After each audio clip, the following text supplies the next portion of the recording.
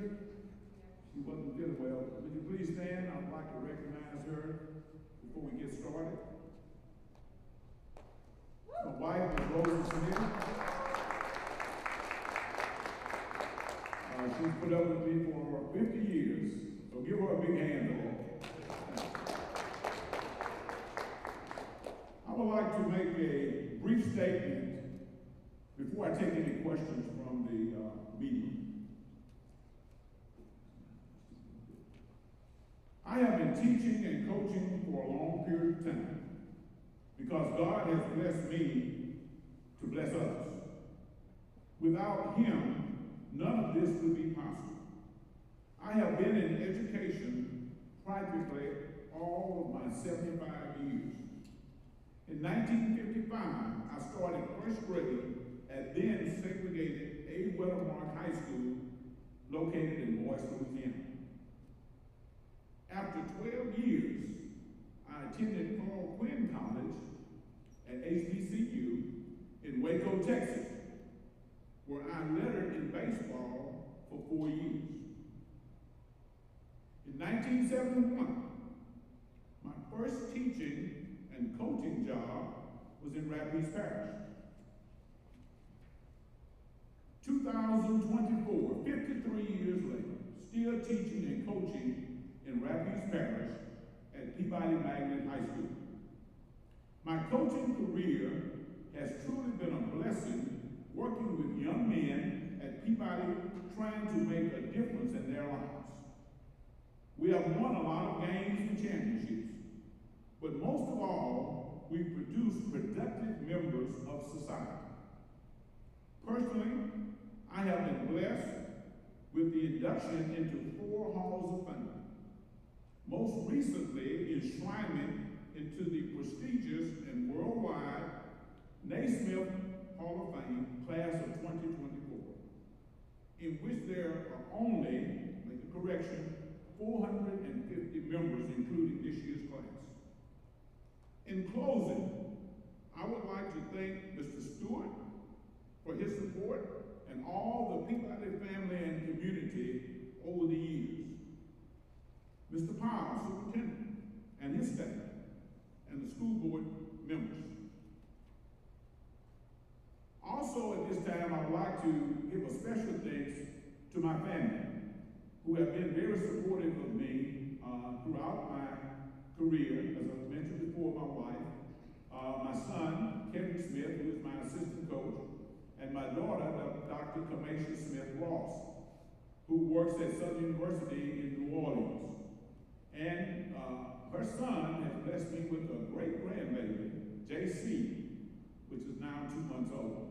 So I have truly been blessed throughout my career. Is Victor Moji here? I would like to give a special thanks to Victor Moji for giving me and my family a loving keepsake of my mom and dad in the very first documentary, Chasing 1,000 Wings. To my sister, Barbara Shield, I would like to thank her for giving me the encouragement for writing my first book in my footsteps. And a very special acknowledgement to Mr. Kel Bonton for his idea, dream, and hard work and inspiration to produce this very, very special high-tech documentary coming to you soon through the theater. Thanks to the caterer, and a special thank to Ms. Price for doing the decorations as you see here for this occasion. So again, I want to thank all of you for coming out. On a personal note, this has been a labor of love. What I've done and accomplished for the Rapides Parish school system, as I said, has been a labor of love. And the reason it's been a labor of love because I've dedicated my life to working with the young people of Rapides Parish. And without them, the students and the student athletes, this would not be possible. So I want to send a special thanks to those young people who listened to me, understood the discipline that I tried to instill in them over my teaching and coaching thank you all for coming out and sharing in this great moment. Thank you. And now, if there are any questions, I'm glad to hear you want to say something. Go ahead. Yeah, no, so now we open up for questions. Coach, what is your philosophy? Oh, should I use the mic? I'm sorry, I'm really loud. Go ahead. Coach, what's been your philosophy for motivating the boys? Like, what do you tell them when they're at their low points to keep them going? Because you can't be this successful with this many boys without some sort of magic. Okay, very good question. My philosophy with the boys that I've worked with over the years, number one is good things happen to good people. And I'm a firm believer in that. If you dedicate your life to doing good things will happen to you. Now, there will be bumps in the road, but because of the friendship, the relationship you develop with others, it'll help smooth out those bumps. And also, I always tell them to set goals and have goals for your life beyond basketball. The greatest basketball player I ever seen, Michael Jordan, doesn't play anymore. But he doesn't have to play anymore because of the things he did to set himself up for life after basketball. And the same thing I tell them. Go to school, get you a good education. If not, military. I've got several of my guys who advanced through the ranks of the military, who retired and doing well. Also, I have some in the ministry that are doing extremely well. Pilots, Lloyd Ballard and I talk once a month. At least he is a pilot for FedEx. And he left here playing basketball for me, and he went to the military academy, Air Force Academy. And so I've always encouraged young people to look beyond the game of basketball. Thank you for that question. Thank you, Coach.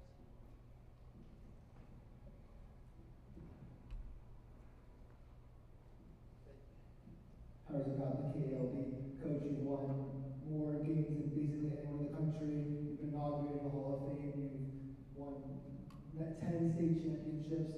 What else are you chasing? You're absolutely correct. When I started coaching, I was worried about winning my first game. Now we're up to, I think it's 1,223 and counting. But that's not, and wasn't the most important thing, the winning of games and championships. As I said before, it's trying to be a role model, trying to present a positive impression on these young people so that they can become productive members of society. So that's basically what I've tried to do and still trying to do in this day and time, although it's a lot different now. When I first started teaching and coaching, the parents were really involved in these young people's lives. When I say involved, they were involved to make sure that they were doing the right thing. Now, the parents are still supportive, but they support them in all that they do, and everything that a child does is not good. But, so that's been the biggest difference that I've tried to make in these young people's lives.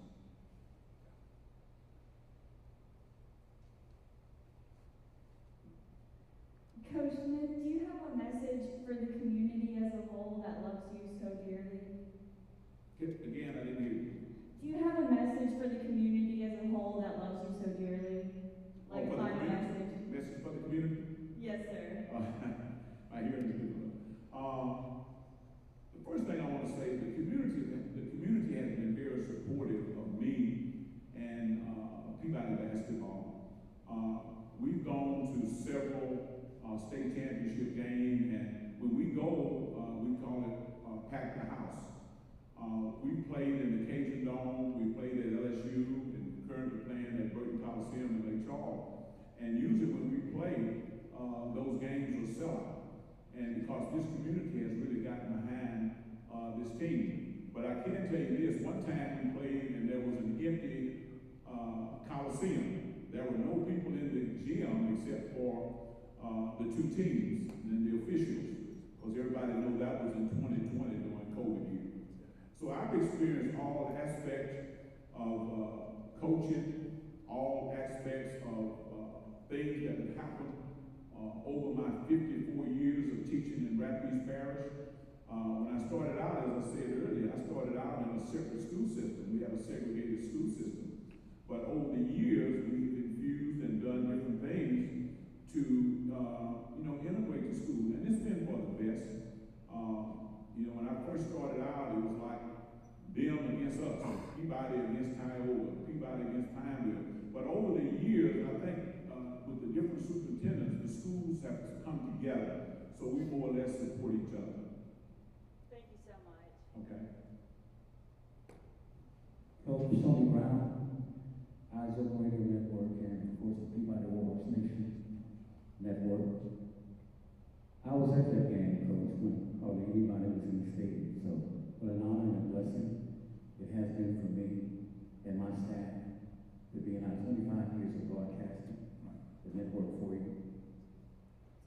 The Bible says in Ecclesiastes 10:19, a feast is made for laughter, wine makes merry, but money answers all things. Is there something, while we speak about community, that the corporate community and the alumni community of Peabody can do to better financially support what you've been doing for now more than 30 years? Because I look throughout Alexandria and I go to different high schools with less successful programs than you have. And I look at the sponsorship on the stadium, at the basketball court, on the fields, and we just don't see that sort of financial support for what you and you have been doing. I've been working for you pro bono for 25 years to try to change that. The Bible also says a prophet is never respected in his own home. What do we need to do as a community, other than buying a ticket to the game, on a financial level, to support? I'm including alumni and I'm including local businesses to help you do what you've been doing now for more than 3 decades. Because I see you driving the bus.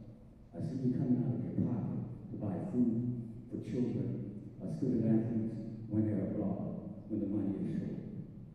We know that money is very important. We know that you're a very humble man, and we thank you for your spirit. But accolades aside, what can we all do better, alumni in the corporate community, to financially support what you're doing? It's a very good question. And you're absolutely correct. Over my coaching career, when I first started coaching back in 1975 or 70s, and through those years, every time we would play a basketball game, we would have a sellout crowd. No matter who we played, that was a sellout crowd. But over the period of time, that has changed. Time has changed. When I first started coaching, we didn't have a casino down in Marksville.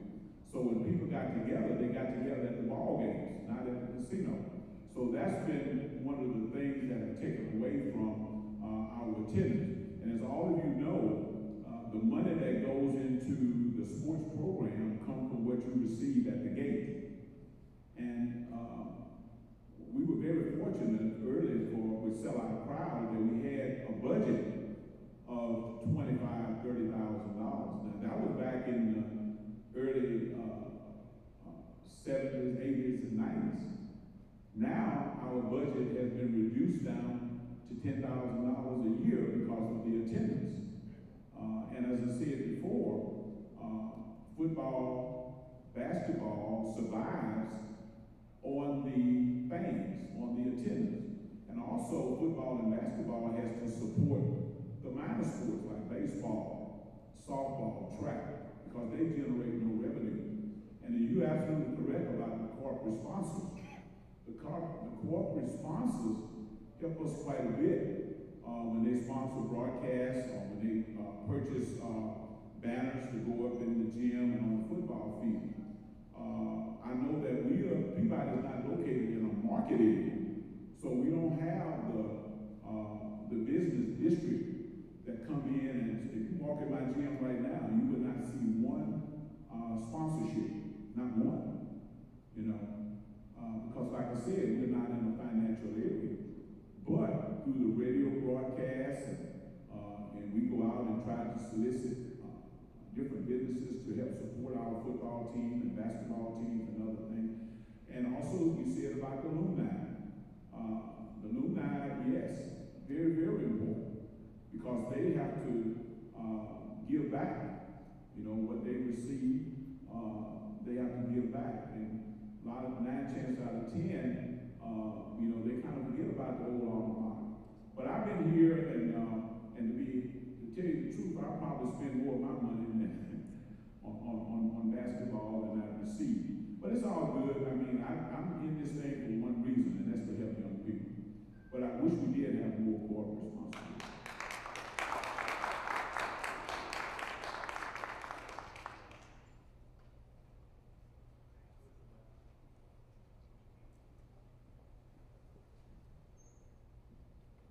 Hi, Coach. Dan Diefendorfer with 318central.com. I've been watching your whole career, and I just love it. My question is, what year did you start Peabody? And if you could, I know it's probably impossible, but give us a couple of your high times, your favorite times when you said, man, I can't believe this, besides your Hall of Fame. I'm talking about with the players, with the games. Give us a couple of your high times. Well, the first thing is going undefeated. That is almost impossible. In 2004, I didn't have I think I had one player 6 feet tall. You know, basketball is a game for tall people, 6'9", 6'8", 7 footers. But we didn't have, I think we had one, maybe 2 boys that were 6 feet tall. And we played 41 games that year. And we won 41 games. We went 41-0. So that was an amazement to me. But it was attributed to the young men who put the time in and sacrifice. And then lo and behold, come back in 2010, we went 41-0 again. So that was, to me, the most unbelievable feat that we accomplished throughout my coaching career. But we've always had a spirit of excellence. We've always had that. And I guess that starts with me. I just believe in doing the right thing all the time. And I know that's almost impossible. But that's just my spirit of excellence. And I've been rewarded with that, with this jacket you see I have on. I never thought in my heart of hearts that I would become a Naismith Hall of Fame. I always tell the story about, as a 9th grader at Peabody High School, my PE teacher, my first day of class, my assignment was to go to the encyclopedia. Nobody knows what that is now. Go to the encyclopedia and do a report on Dr. James Naismith. Unbelievable.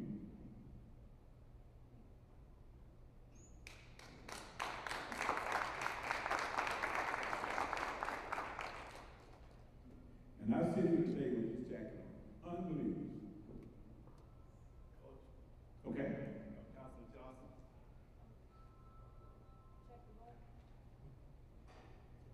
It's not working.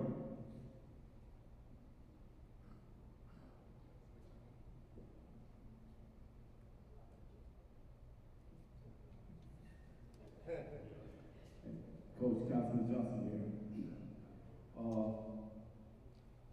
In the last 2 years, you and I became like best friends. I never could repay you for letting me, allow me to go to the Hall of Fame with you. I traveled the world most of my life.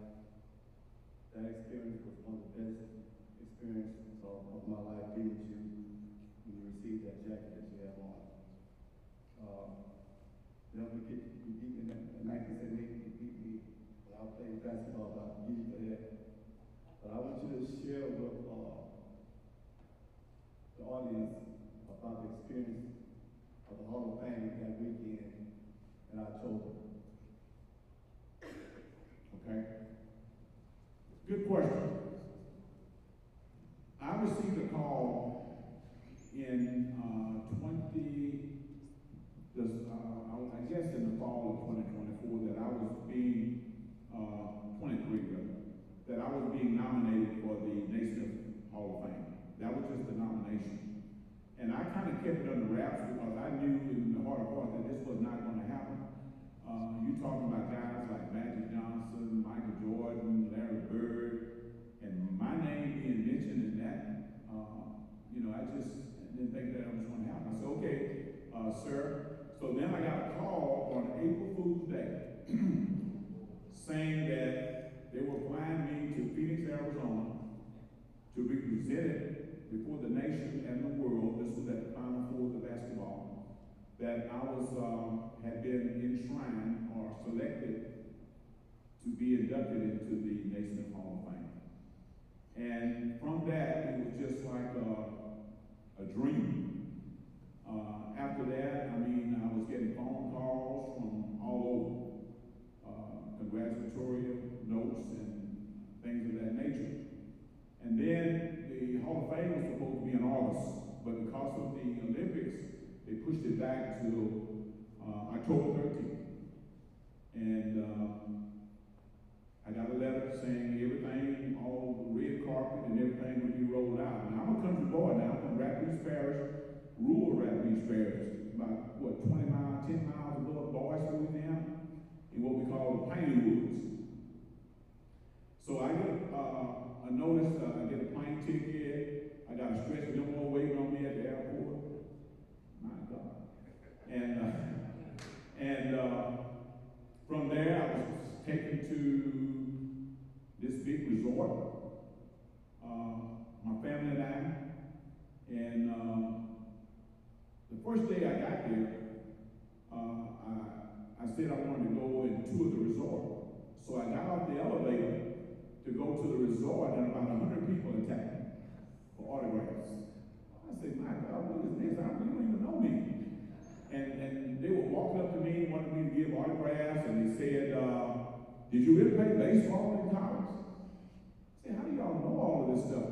But people worldwide, once you get to this status, everybody researches everything you ever done and everything, and it's just amazing. And I get calls now from different representatives and different people, how you doing, what you need. So it's just amazing.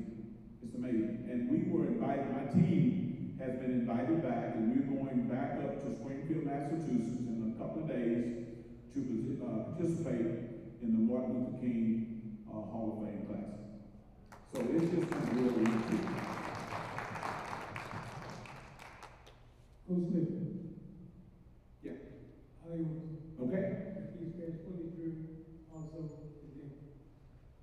And what it is that he installed in those kids, he has it himself. I want to say that with his way. See this guy? He cuts his own guy. Cuts his own grass. And it's amazing that down the street you see people cutting grass.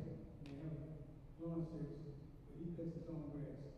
You know, when you came to Peabody under Coach Bowman, and sitting on the bench, he had the JV team, and I was wondering, is that guy going to move up? Is he going to be able to step in Coach Bowman's shoes?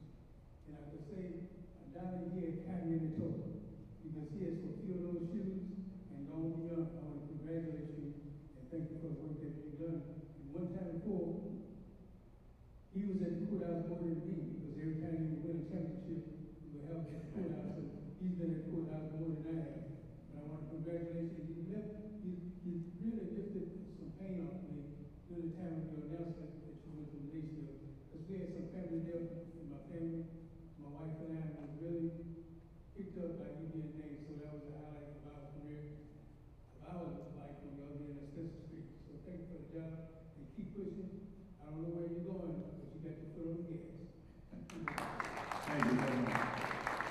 Well, I'm glad you mentioned Coach Bowman. I worked under Coach Bowman for 10 years. I was 10 years an assistant. And very good teacher. And not only worked under him in basketball, but Mr. Bowman was also a math teacher. Okay. Coach, when you were at the Naismith receiving the award from Hall of Fame Joe Dumars, who's right up from MSU, went to Nackers, got his degree from Nackers. In fact, my father recruited him as a recruiter for Nackers. And when you gave your speech, halfway through your speech, I saw a man in a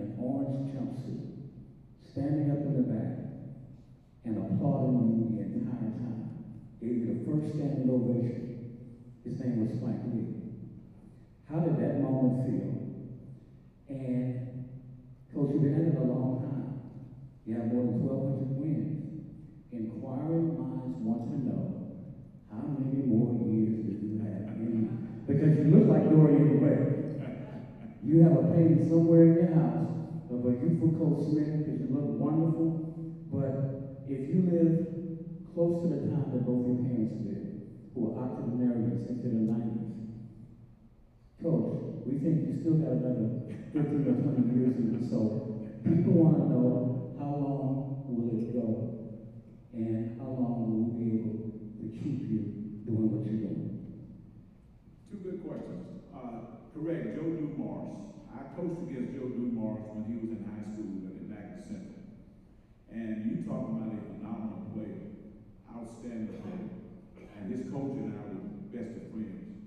His brother was my next door neighbor, and he passed away a few years ago. So I know the family very well. And when I called Joe, he didn't hesitate.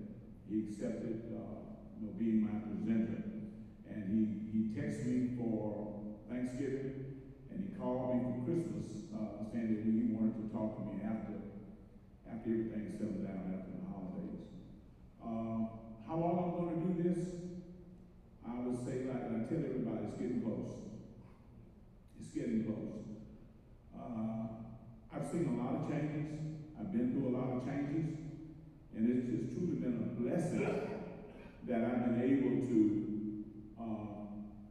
endure for this long period of time. Because when I started out, I would walk into a classroom and there were complete silence.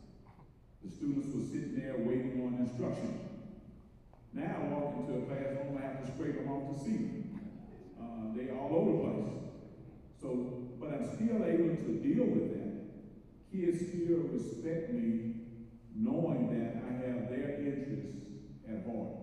And I've done that throughout my career. All of these things have happened by the grace of God, really. I didn't expect to do all of this, and I wasn't trying to do all of this. But through the grace of God, He's blessed me, as I said, to bless others. So it's getting close.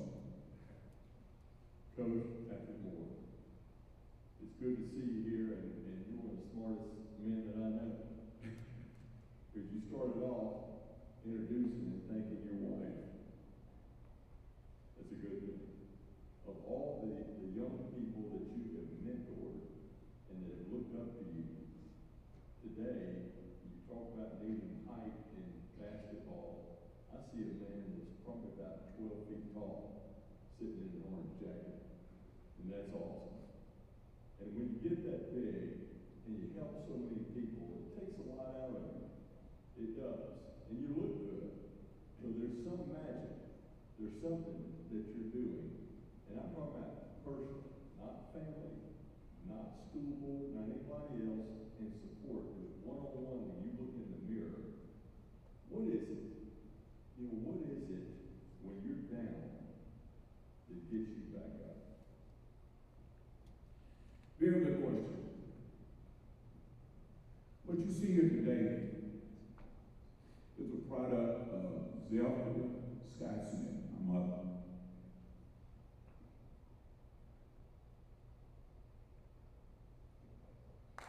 And I kind of get emotional because my mother, there was no obstacle that would stop me. We could play, but we had to take time out to read books. We had to take time out to go to church and Sunday school. So what you see here was instilled in me at a very early age. And because it was good, I've been able to pass it on. And I treat all the young men and women that, boys and girls that I work with every day the same way. When they look at me, they're looking at Zilpha Smith.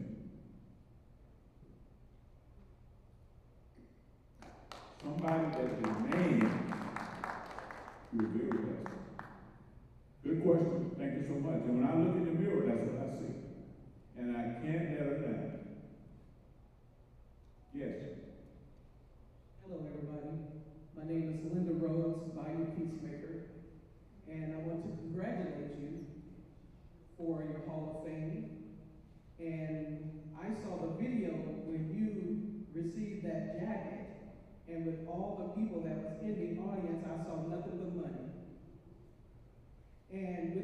documentary that you all are doing, that's gonna be seen nationwide, like the slogan of this song says, we are a different world, where we have come from. And that's the most powerful slogan that this school has ever had. My dad was a basketball player here at Peabody in the 60s. And with this Hall of Fame, that is honor to everybody. And I believe that the funds should come in. Tony took my question I was going to ask you. It's a very good question. I'm glad he beat me to the point. But hopefully, with this documentary, I'm so glad y'all doing this documentary of your history here, because it needs to be known. So you won't be able to do the things that you're doing right now coming out of your pocket, because what you have done, the Hall of Fame, that's history for us. And I'm so proud of you. I see your daddy too, right on the side of you. I interviewed him, and his daddy always said, you see him? He always liked to take over the conversation. But anyway, thank you so much, sir. I appreciate you so much. Thank you. Thank you so much. I was going to share one thing with you before I take the next question. Before I came to Peabody High School, I was teaching at Pineville High School across the river. I had a great job. I was teaching math, but there was no coaching positions at Pineville. And the principal loved me as a math teacher. So when I approached him and told him that there was a basketball coaching position opening up at Peabody, and I was going to transfer from Pineville to Peabody. And his words were, Mr. Smith, you're a great math teacher, and I think you're making a big, big mistake. You're making a big, big mistake leaving Pineville High as a great, great math teacher and going over and trying to coach at Peabody. Well, I say, sir, I don't know, something is just telling me that I need to do this. And don't get me wrong, I was going to come along. As long as I stayed in Pineville, I know I was going to be a math teacher. So I had a job, I had my wife and kids to support. So I was, as people say, taking a leap of faith, But God, something just kept telling me, he said, you gotta go. And I came over here to Peabody, and as I said, I was an assistant coach for 10 years, and I was just, as you say, born in my craft, But I never thought that all of this would be possible. So, thank you for sharing that. And Peabody always has a rich tradition in basketball, so I just came in and took it to another level.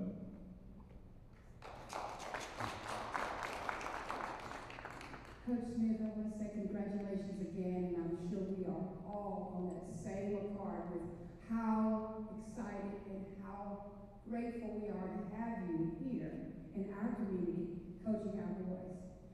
I have traveled with your teams, and I want you to explain to this audience what your gift is to mentor these kids, because I have driven basketball teams for all schools in the parish. And some of them, when they get on that bus, it's not for women's ears to hear. But when I drive your bus, those are the most disciplined children, young men, that I have ever been around. And I just want to thank you for the discipline. I don't know how you do it. I want you to tell us, because I know with this generation now, and the way things are going, and parents are not standing up for, right? That they're influencing. Okay, don't be so hard on my child. But when you get on that bus, even if you are off the bus, those young men have been so respectable, and I have to say, it almost brought me to tears how honorable they were to me when I drove them around. Tell us how you do that. Well, very good. That's a very good question. Over my career, I found out this. Children want to be disciplined. Children look up to us as adults, as their leaders.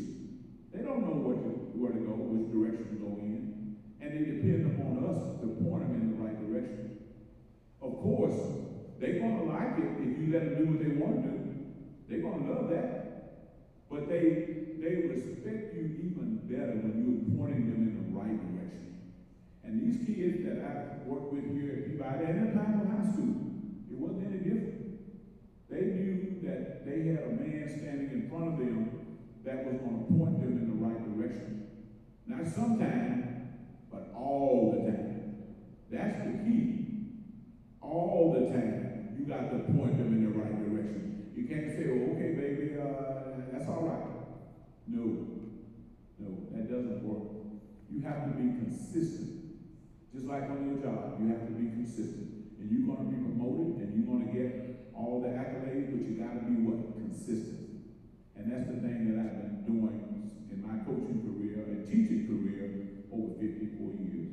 You can talk to my first student, Mayor Clarence Fields, which I taught in 1971. And you can talk to my students, Marcus Brown, which is Executive Vice President of Energy in New Orleans. And you can talk to Markel Brown, who played for the Brooklyn Nets, and you're going to get the same response. The same response. He is consistent, he is fair, and he got me at home.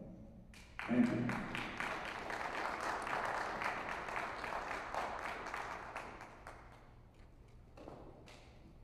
Well, Coach Smith, I'm Councilwoman Cynthia Perry, and I have this question for you. Are we related?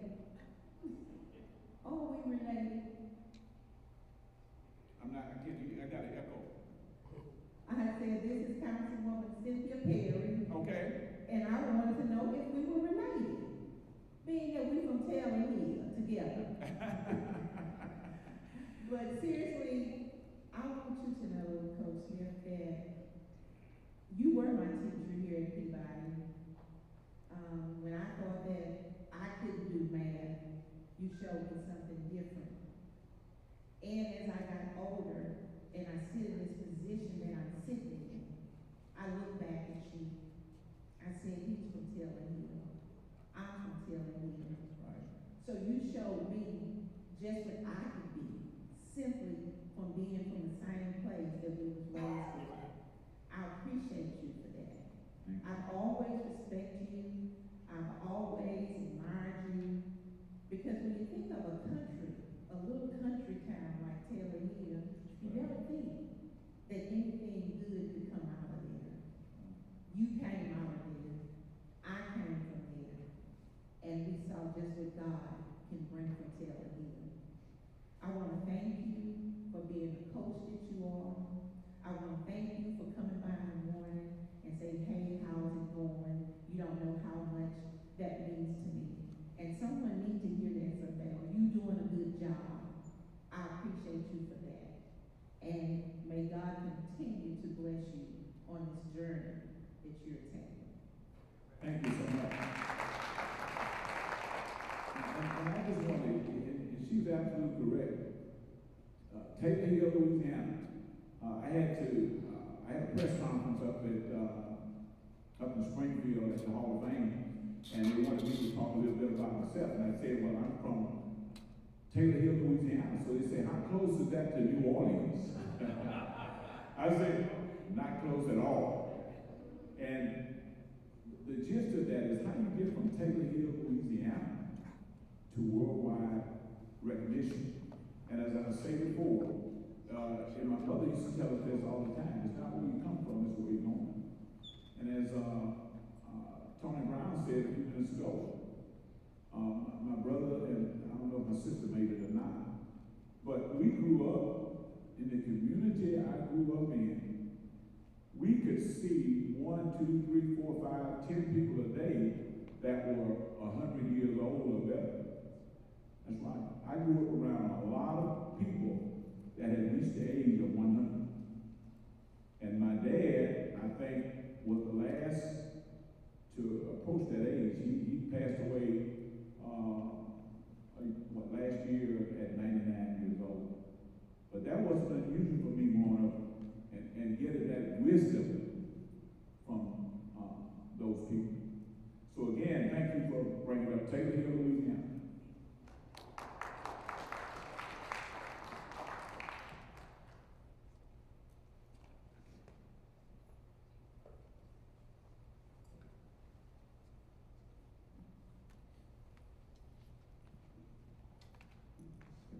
Coach Lamar Gafford, I mean, look, we've done this, so many interviews, time after time and everything. I want to say thank you so much for being a big part of my career as a journalist, and also in trying to become a teacher as well. I got a chance to see you my first year, how you handled the classroom and everything else like that. I thank you so much for that. I think every single time I always interview you and everything else like that about the wins, you know, how many wins you got, and et cetera, et cetera. But you always tell me the number that you're most impressed about is how many kids that you have going to college. And I think that number is now over 70, over 80 now. So talk to me about that accomplishment. And yeah, that's just basically it right there. Just talk to me about that accomplishment there. Okay, one more time, I'm getting the echo.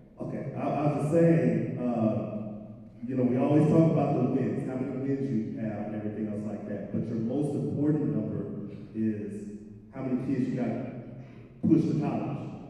Over 70, I think now that number is over 70, over 80. So just talk to me about that accomplishment right there. Right. You know, when I started out, as you said, I had three things I wanted to do. Number one, I wanted to put a program together that would produce champions. That was number one. Number two, I wanted a program that the community could rally behind. And then number three, I wanted a program that would draw colleges, large, small, to come and recruit my boys, you know. And the very first scholarship, a boy named Kevin Madden, in 1988, he was the first player to receive a basketball scholarship from me as a head coach. And that was to Hill Junior College in Waco, Texas. But after that, I said, we can do a little better. I think we can do better. So after that, I had Eric Haber, who signed with UConn, University of Connecticut. And then we went on from UConn to North Carolina, Charlotte, where my son played at North Carolina, Charlotte, these are big-time institutions. We went to Alabama. We went on to USC, and of course, Rice University. I had a boy to go play basketball at Rice University, started for 4 years, and got a degree in mathematics in 4 years. It's tough. I did it myself. I played baseball for 4 years. And majored in mathematics, I mean, you stayed up all night, you know, trying to prepare. So this young man went to Rice University, which is the Harvard and Yale of the South, along with Tulane. And of course, we have a boy graduated from Tulane, Paul Thompson, went to the NBA. So yes, that was my number one priority, was getting these kids academically sound also. And they've gone on to these great institutions and received degrees and are doing well. And also to the Air Force Academy, where I told you one of my guys went to the Air Force Academy. So I'm a firm believer in academics.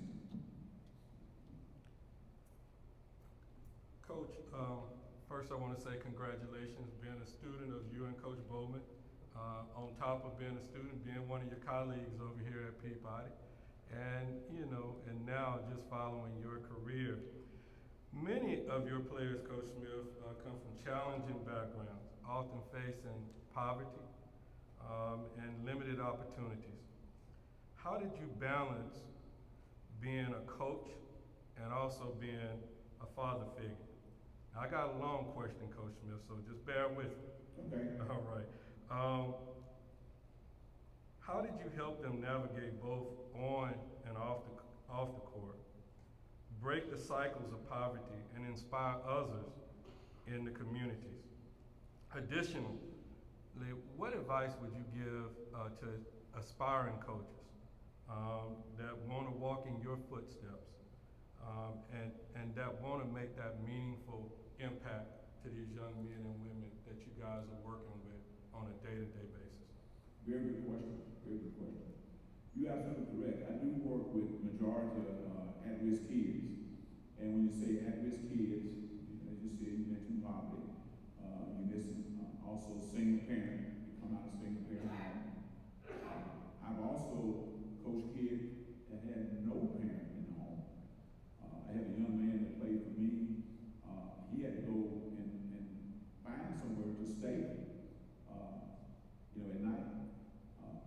there was no one there.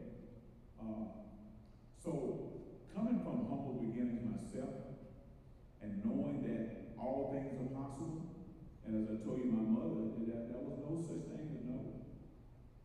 You were gonna get it done, and it's the same thing, the same approach I take with my players.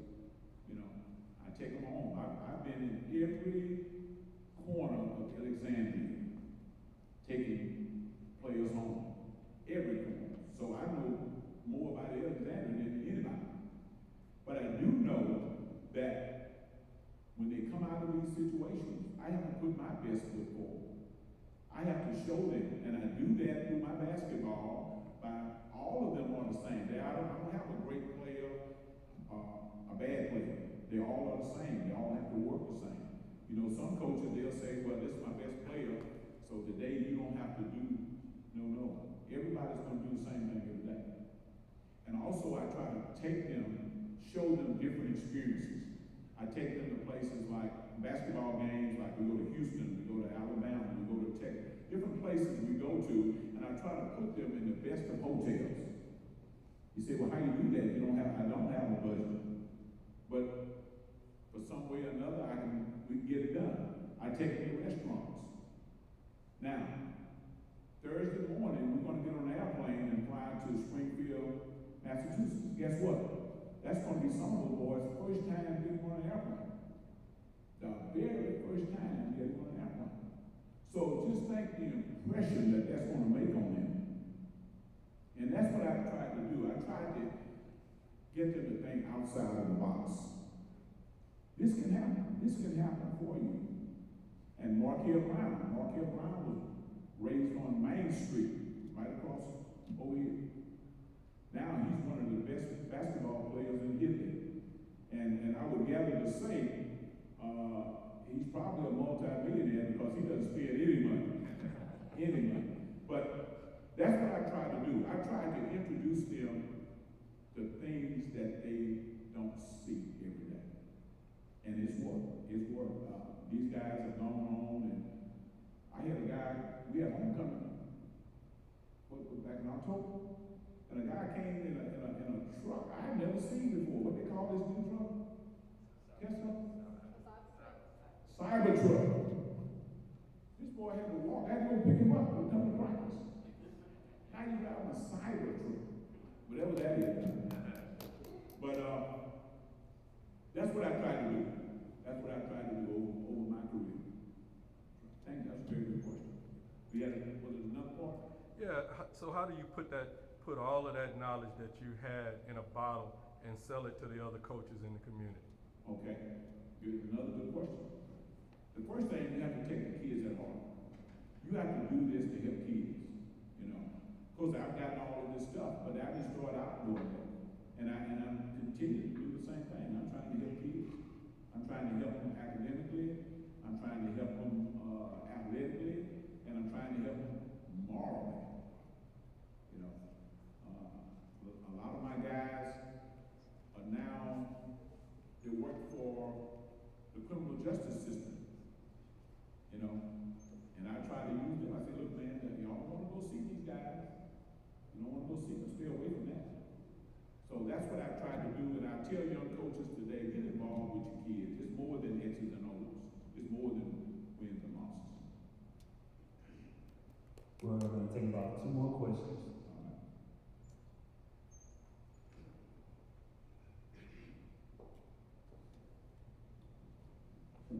This is a question I just want to let the public know. About a year and a half ago, matter of fact, about 2 years ago, before I won the seat for being a council person, I decided, this guy deserves something. And so I came to him, I said, Coach, I want to be your statue. And he sat down, we sit in his office, he was blown away. He's a modest guy. So I went through the school board, everything approved. And by me being a council person, we had to go to the league to figure out how to raise the money. This guy is going to have a statue built. We have a place. Our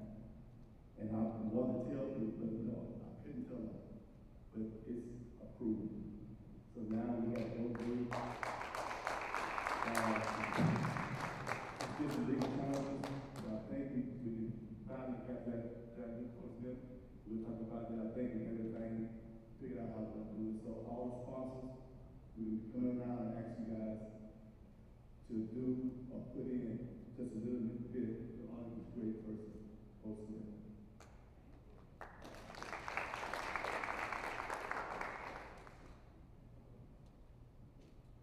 Okay, is that it? Anybody else have a question? All right, I want to thank y'all. Hope y'all Thank you, Coach. learned something about Coach Smith today. Yes, even more. From Taylor Hill. Thank you guys so much for coming out this evening.